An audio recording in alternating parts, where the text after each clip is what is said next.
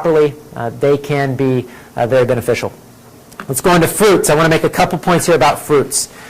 Fruits must be ripe. We are eating organic fruit that's been shipped in from New Zealand and who knows wherever else. Ideally, you want to get it local from a local farmer's market, and you want to eat it ripe. No fruit that's shipped from another country is picked ripe. It can't be. It's impossible. It would spoil. It's picked before it's ripe, and it's harder to digest, and the nutrients aren't going to be there. We talk about what's going on with fruit because I think this is fascinating. Fruits today are, for the most part, they're monocrops. Did you know that there's thousands of varieties of apples? You go to the grocery store, you'd think there's 6. There's hundreds and hundreds of varieties of potatoes. There's hundreds of varieties of bananas. Almost all native bananas are about this big, for the most part. What do our bananas look like? Okay, monoculturing is when you take a crop and you find one that you like and you reproduce it over and over and over and over and over again in one field. It completely removes the genetic diversity out of the plant, and the genetic diversity is what makes it strong and gives it lots of vitamins, minerals, and nutrition. So, for example, apples. We like red delicious apples, so let's plant fields and fields and fields of red delicious apples. There's no genetic diversity. It makes it for a very weak plant. This is why apples are sprayed with up to 100 different chemicals. The plant is so weak, the apple is so weak, that it is prone to any bug. Bugs love really weak, sick plants. This is a really important point here. Bugs like sick plants. They don't eat strong, healthy plants. So when you make these monocrops, it makes for a weak plant. This is why we have this herbicide and pesticide industry that's so out of control. Potatoes, perfect example. You heard of the Irish potato famine? I think it was about 1945. Why did that happen? People were living off of potatoes. Well, it was a monocrop. They were making one type of potato, and there's a bug that decided, I like that potato. That was it. Caused famine, sickness, disease, death for tens of thousands of people because they were monocropping potatoes. It completely took away the genetic diversity of the plant. So this is what's happening to fruit. So the fruit you're eating, in the most part for the grocery store, is super high in sugar because it's been monocropped or hybridized to be that way. This is why we love fruit, and we can't get enough fruit. And it's too bad because fruit's good. It should be healthy for us. We should be able to enjoy fruit, but everything's been so just processed in our world today. Also, I want to make the point that fruit is available 24/7, 365 days a year for the first time ever in history. If you lived we're in Missouri, if you lived in Missouri and you lived on a farm before grocery stores, how often did you eat fruit? And what fruits did you eat? We have to think about that. We might have ate fruit 3 months out of the year. We might have had some apples, maybe some peaches and pears. We definitely wouldn't have had oranges or any tropical fruit. There's many cultures that never had fruit at all. If you were an Eskimo, you probably didn't know what fruit was.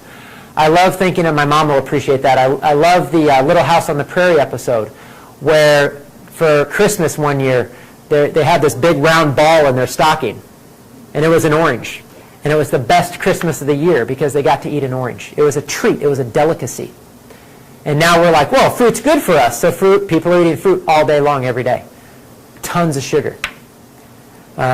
So even though fruit is allowed on the GAPS diet, it should only be a very, very small portion of your diet. And ideally, it's local, it's seasonal, and it's ripe. I know that sounds like a really tall order, but that is ideally what we're shooting for. So really start going to those farmers markets. Apples and berries are good early ones to introduce. Best to eat them on an empty stomach or with a fat. So eating fruit with the yogurt or the kefir is a great idea. It helps balance the sugars. So let's go into beans and legumes. Very hard to process, very hard to digest. They're not recommended really until later in the GAPS diet. And in general, they need to be prepared very, very well before consuming. They also contain a lot of anti-nutrients, the phytic acid and other nutrients that are very hard to digest. Soy is not a health food. It's a goitrogen. It leads to thyroid damage. It leads to infertility. In studies way back in the mid-1900s, they found that if they gave animals soy, within 3 generations, the animal was infertile. and could not give birth. Kittens was, Francis Pottinger did a lot of studies on that with kittens. He used a lot of processed foods versus raw milk and nutritious foods that the cats are supposed to eat. I don't know if he used soy specifically, but other people have, and they found that it causes infertility. So the way soy was eaten traditionally, like in Asia, was fermented, natto, miso, tempeh, but just really encourage people to stay away from soy milk, and any soy-related products in general. Honey, local raw honey, ideally. It should never be heated or processed at any time. Honey and fruit, I just want to make this point, that honey and fruit can feed infections. If you have a major overgrowth of candida, fungus, history of infections, the fruit and the honey can be an issue. So you might want to really focus on the other nutrient-dense foods, the eggs and the soups and the juices, and get some healing before you start introducing too much fruit and honey, which is why, again, it's mostly recommended later in the GAPS diet. And we'll talk about it more specifically next week when we go through the specifics of each stage. It has been used medicinally throughout history. One of my favorites is the Manuka honey. It's found in New Zealand. My goodness, that stuff you put on a wound, it literally almost heals overnight. It is miraculous stuff. And it's very healing for the gut and the intestinal tract too. So honey can be a very powerful, powerful healing food. So I do encourage and recommend honey over any other quote-unquote healthy sugar.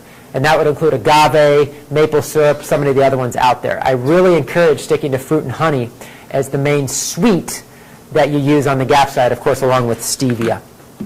So,